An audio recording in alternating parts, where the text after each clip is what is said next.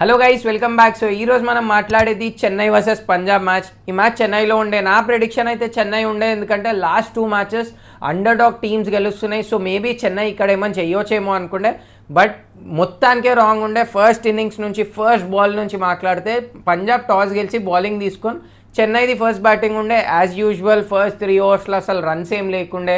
షేక్ రషీద్ అయినా ఫస్ట్ 7-8 బాల్స్లో ఒకటే రన్. మళ్ళీ ఇక్కడ నుంచి ఆయుష్ కూడా ఎక్కువ ఏం ఆడలేడు ఈరోజు. ఇద్దరు ఓపెనర్స్ తొందరగా అవుట్ అయిన. శామ్ కరన్ ఒక్కటి రివెన్ తీసుకుండని చెప్పొచ్చు. లాస్ట్ ఇయర్ పంజాబ్కి క్యాప్టెన్ ఉండే. ఇయర్ వచ్చి ఇప్పుడు అంటే ఈరోజు మ్యాచ్లో 88 రన్స్ ఉట్టి శామ్ కరన్ ఒక్కడే ఆడాడు. ఇన్ఫ్యాక్ట్ ఈరోజు బ్యాటింగ్ కూడా చూసుకుంటే. దాని తర్వాత జడేజా 12 బాల్ 17 రన్స్ వచ్చిండు. ఒకటే ఓవర్లో 2-3 ఫోర్లు ఏమో వచ్చినాయి, 3 ఫోర్లు అంతే. ఇంకా దాని తర్వాత జడేజాది కూడా ఏమంత పెద్ద ఇన్నింగ్స్ రాలే. బ్రేవిస్ బాగా ఆడిండు, బ్యాక్ టు బ్యాక్ మొన్న కూడా బాగా ఆడిండు. ఈరోజు 26 బాల్ 32. అంత పెద్ద హిట్స్ కొట్టలేడు, ఎక్కువ స్ట్రైక్ రేట్ లేదు, బట్ అట్లీస్ట్ స్టాండ్ అయితే ఇచ్చాడు శామ్ కరన్ ఎంబడి. ఇంకా దాని తర్వాత దూబే, ధోని వీళ్ళు వచ్చిండ్రు, ఏదో 1-2 హిట్లు అని అవుట్ అయిపోయాను. ఓవరాల్గా వీళ్ళు ఫినిష్ చేసింది 190.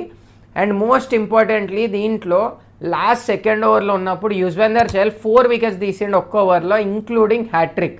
జబర్దస్త్ హ్యాట్రిక్ ఉండే. 2 ఓవర్లలో చెన్నై ఆల్మోస్ట్ 7-8 బాల్స్లో ఆ 6 బాల్ చహల్ది, మళ్ళీ లాస్ట్ ఓవర్లో మొత్తం కలిపి 6-7 వికెట్స్ ఒకటేసారి ఇచ్చేసింది ఈజీగా. ఒక 11 బాల్స్లో ఏమో 6 వికెట్స్ ఏమో ఇచ్చింది. 6 వికెట్స్ 5-6 వికెట్స్ 11 బాల్స్లో మొత్తం కొలాప్స్ అయిపోయింది. అక్కడ ఎప్పుడైతే 210 రీచ్ కావో చెన్నై అనిపించింది, బట్ అక్కడ మొత్తం ఆగిపోయింది. స్కోర్ 190కి ఇక్కడ చెన్నై ఆగిపోయింది. అలానే చేజ్ చూసుకుంటే కూడా ఇక్కడ మన పంజాబ్ నుంచి మంచి ఓపెనింగ్ స్టార్ట్ అయితే వాళ్ళకి ఇద్దరు ఓపెనర్స్ బాగా ఆడుతుండ్రు. ప్రియాంశార్య కానీ ప్రప్ సిమ్రన్ కానీ ఇద్దరివి ఈరోజు మ్యాచ్ అయిపోయినాక రన్స్ చూస్తే 346. ఇద్దరు 346 కొట్టిండు ఇప్పటివరకు త్రూ అవుట్ ఈ సీజన్లో. ప్రియాంశార్య ఫస్ట్ మ్యాచ్లో చెన్నైతో అయినప్పుడు సెంచరీ కొట్టిండు, ఈరోజు 23 రన్స్. ప్రప్ సిమ్రన్ బాగా ఆడిండు 54. మళ్ళీ అట్లనే Shreyas Iyer as a captain మళ్ళీ ఫామ్లోకి వచ్చేసిండు. మధ్యలో కొన్ని మ్యాచెస్ పర్ఫార్మెన్స్ రాలే, ఈరోజు 72 కొట్టిండు. ఫామ్లో లేని ప్లేయర్స్ చెన్నైతో మ్యాచ్ ఆడాలా, ఈజీగా ఫామ్లో వచ్చేస్తారు. మళ్ళీ నిహాల్ వడేరా వచ్చి తొందరగా అవుట్ అయ్యింది. శశాంక్ సింగ్ బాగానే 23 కొట్టిండు 12 బాల్స్. ఇంకా జాష్ ఇంగ్లీష్, మార్కో జెన్సన్ ఈ లాస్ట్లో వచ్చినప్పుడు ఏదో 1-2 వికెట్లు వచ్చినాయి. మ్యాచ్ లాస్ట్ ఓవర్ వరకు పోయింది, ఇంకప్పుడు ఫినిష్ అయింది. బౌలింగ్ కూడా పెద్దగా ఏం ఖాస్ లేదు. బౌలింగ్లో మాట్లాడాలంటే ఒక పతిరానా గురించి మాట్లాడాలా. వైడ్లు వేయాలంటే వైడ్ల మెషిన్ అని చెప్పొచ్చు పతిరానా. మొన్న ఒక స్టాట్ చూసిండే, ఆర్సీబీ మొత్తం టీం వేసిన వైడ్ల కంటే ఎక్కువ పతిరానా ఒక్కడు అనిగనం వైడ్లు వేసాడు. 4 ఓవర్లలో 45 రన్స్. ఆ వికెట్లు వచ్చినాయి, లాస్ట్కే వచ్చినాయి.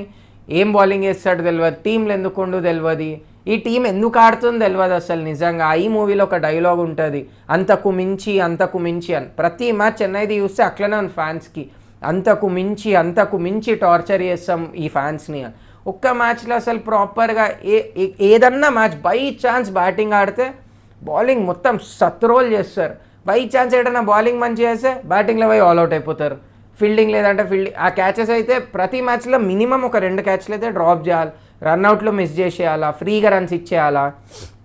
నా ధోని క్యాప్టెన్సీ అర్థమైతలే, టీం సెలెక్షన్ అర్థమైతలే. అసలు ఈ టీం నిజానికి ముందు ఎప్పుడైతే 16-17లో చెన్నై బ్యాన్ అయిందో, ఇప్పుడు వీళ్ళు ఆడే క్రికెట్ చూసి అట్లీస్ట్ ఒక 3-4 ఇయర్స్ అయితే బ్యాన్ చేసేయాలి ఈ టీంని మళ్ళీ ఆడకుండా.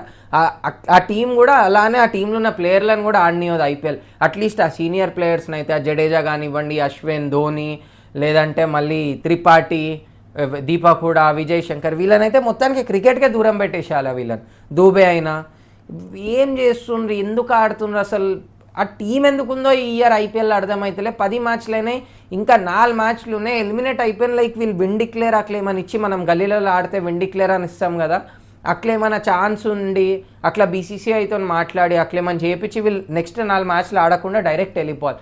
అట్లీస్ట్ రెస్ట్ అని ఉంటుంది ప్లేయర్స్కి. వీళ్ళు ఆడి ఇట్లా ప్రతి మ్యాచ్లో జర్ర హోప్స్ వస్తాయి, ఏమైనా చేస్తారేమో ఈ మ్యాచ్లో అని. దాని తర్వాత ఫస్ట్ మ్యాచ్ ఎట్లా ఓడిపోవాలో కొత్త అన్నీ కొత్త వేస్ చూపెడతారనమాట మనకు ప్రతి మ్యాచ్లో. ఈ మ్యాచ్లో ఇట్లా కూడా ఓడిపోవచ్చు, ఈ మ్యాచ్ ఇట్లా కూడా ఓడిపోవచ్చు అని. ఇప్పుడైతే ఓవరాల్గా ఫస్ట్ టీమ్ అయిన సిఎస్కే ఇయర్ ఐపీఎల్ నుంచి ఎలిమినేట్ అయిపోనికి. ఈ నుంచి వీళ్ళు ఎట్లయినా ఎలిమినేట్ అయిపోయాను, ఇంకేం లేదు. నెక్స్ట్ ఉన్నాయి 4 మ్యాచ్లు. ఏ టీంతో ఉన్నాయో 4 మ్యాచ్లు ఆ టీంకి పుక్కట్ పాయింట్లు. వీళ్ళు గెలిస్తే అసలు గెలుస్తారా అని అది కూడా లేదు నాకు నమ్మకం. ఒక్క మ్యాచ్ కూడా వీళ్ళు అసలు నిజంగా గెలుస్తారా అని. వీళ్ళు ఆడే బ్యాటింగ్ కానీ బౌలింగ్ కానీ ఇలా డిసిషన్లు ఏదేదో మాట్లాడతారు వచ్చి ప్రెస్ కాన్ఫరెన్స్లో. ఆ ప్లేయర్ లేడు, ఈ ప్లేయర్ ఆడతలేరు, అసలు ఏ ప్లేయర్ ఆడతలేడు. వీళ్ళది ఈరోజు ఒకటి అది బ్రాడ్కాస్టర్ ఒకటి ఇది కూడా పెట్టండి, సిఎస్కే ఎక్కడ ల్యాక్ అవుతుంది బ్యాటింగ్ బౌలింగ్ ఫీల్డింగ్ లేదంటే అన్నీ అని. 64% ఓట్స్ ఎవ్రీథింగ్ అనే వచ్చింది. అంటే వీళ్ళ దగ్గరనా బ్యాటింగ్ లేదు, ఫీల్డింగ్ వీళ్ళతో కాదు, బౌలింగ్ వీళ్ళతో కాదు, క్యాప్టెన్సీ ఎంఎస్తో అయితే. ఈ టీంని పట్టుకొని ఎంఎస్ ధోని కూడా ఏం చేయలేడు, అసలు ఈ టీమే ఏం చేయలేదు. ఈరోజు ఇంకో రికార్డు కూడా అయింది ఈరోజు. ఫస్ట్ టైం చెన్నై ఇన్ని ఇయర్స్ ఐపీఎల్ నుండి ఫస్ట్ టైం ఇది ఒకటే ఇయర్లో 5 మ్యాచెస్ లైన్ ఓడిపోవడం చెన్నైలో, అండ్ ఆల్సో 5 మ్యాచెస్ ఒక్క సీజన్లో ఓడిపోవడం చెన్నైలో. ఇప్పటికీ ఎన్ని రికార్డులు అయితే అన్ని రికార్డులు ఇయర్ అన్ని బ్రేక్ చేసుకుంటూ పోతుంది చెన్నై వాళ్ళు. ఇంకా నెక్స్ట్ ఏమైనా ఉంటే అది కూడా నెక్స్ట్ ఆర్సీబీతో ఉంది మ్యాచ్, ఆడపోయి ఒకసారి 48 or 47 ఆల్అౌట్ కావాలా, వాళ్ళ రికార్డు కూడా బ్రేక్ చేయాలి. అట్లా గోయింగ్ ఫార్వర్డ్ ఇంకో 4 మ్యాచ్లో ఒక 4-5 రికార్డులు అయితే వీళ్ళు బ్రేక్ చేస్తారు, ఏదో ఒకటి చేస్తారు ఇంకోటి. ఈ టీం ఇంకా అసలు ఈ టీం గురించి మాట్లాడిపి దండగా పంజాబ్ గురించి మాట్లాడదాం మనం.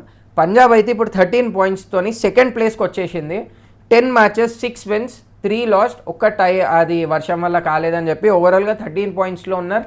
సో పంజాబ్ అయితే ఈరోజు గెలిచింది. అయ్యర్ బ్యాక్ ఇన్ ఫామ్, ఇద్దరు ఓపెనర్స్ మంచిగా ఆడుతున్నారు. మిడిల్ ఆర్డర్ ఈరోజు కూడా లాస్ట్కి పిచ్చిగా చేసిన అంత ఉట్టిగానే వచ్చి వికెట్లు ఇచ్చేసినప్పుడు 1-2 runs ఉన్నప్పుడు అది సీదా వచ్చి కొడితే అయిపోతుండే. కానీ చలో అది పక్కన పెట్టినా ఓవరాల్గా యాజ్ అ టీమ్ అసలు సెకండ్ ఇన్నింగ్స్ ఏడ లేకుండా చెన్నై బాల్ 1 నుంచే పంజాబ్ బాగా ఆడినారు, పవర్ ప్లే యూటిలైజ్ చేసాను. దాని తర్వాత అయ్యర్ వచ్చినాక అయ్యర్ కూడా అంటే దొరికిన బాల్ అయితే పక్కా మేక్ షూర్ చేసిండు ఒక్కొక్క ఓవర్లో ఒక్క బౌండరీ అన్న రావాలి, ఎక్కువ డాట్స్ కానివ్వదు, స్ట్రైక్ రొటేషన్ ఉండాలి. బికాస్ టార్గెట్ 190 ఉంది, చిన్న టార్గెట్ ఎట్లయినా కాదు అని. పిచ్ ఎట్లున్నా వికెట్స్ పోయి లేదంటే ప్రెషర్ ఎక్కువైతే ప్రాబ్లమ్ అని అట్లీస్ట్ 10 అయితే మెయింటైన్ చేసి 9-10 రన్ రేట్ బాగా ఆడిన పంజాబ్ కూడా. ఇంకా పంజాబ్వి నెక్స్ట్ మ్యాచెస్ కూడా చూసుకుంటే LSG, DC, MI, RR.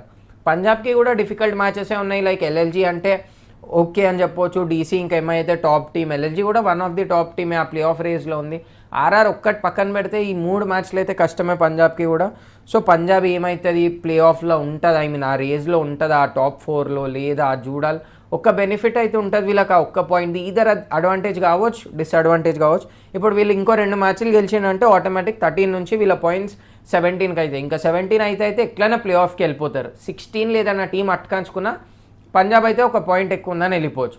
So Punjab ఆ ప్రాబ్లం లేదు. సో ఇంకా 4 మ్యాచెస్లో 2 గెలిచినా సరిపోతుంది వీళ్ళకి, 3rd లేదా 4th ప్లేస్లో ఉండడానికి అయితే. టాప్ 2 కూడా ఏం చేయవచ్చు, 4 మ్యాచెస్ ఉన్నాయని.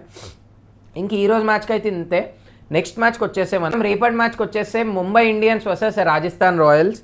ఈ మ్యాచ్ వచ్చేసి రాజస్థాన్లో ఉంది. సో మోస్ట్ ప్రాబ్లీ రాజస్థాన్కి హెల్ప్ అయితే ఉంటుంది, మొన్నటి మ్యాచ్ మంచిగా గెలిచి వస్తుంది గుజరాత్తోని, ఆ కాన్ఫిడెన్స్ కూడా ఉంటుంది టీంలో. అలానే ముంబై చూసుకుంటే బ్యాక్ టు బ్యాక్ 5-6 మ్యాచెస్ గెలిచింది ఇప్పటికీ. ఎప్పుడో అప్పుడు ఆ టీం అయినా ఓడిపోద్ది. సో మేబీ నేను అనుకుంటున్నాను రేపే ఆ రోజు వస్తుందని. నేను ఫస్ట్ ముంబైలో ఉంది అనుకున్నాను మ్యాచ్, అప్పుడైతే నేను అనుకుంది ముంబై గెలుస్తుందని. బట్ బికాజ్ ఇది రాజస్థాన్లో ఉంది, మొన్నట్లాగా హై స్కోరింగ్ గేమ్ ఉంటాయి అయితే ముంబైకి ఆబ్వియస్గా ఛాన్సెస్ ఎక్కువ ఉంటాయి. బట్ స్టిల్ నా ప్రెడిక్షన్ అయితే రాజస్థాన్ రాయల్సే. మీ ప్రెడిక్షన్ ఏంటో కమెంట్ చేయండి. అలానే ఈ వీడియో నచ్చితే please do like, share and subscribe.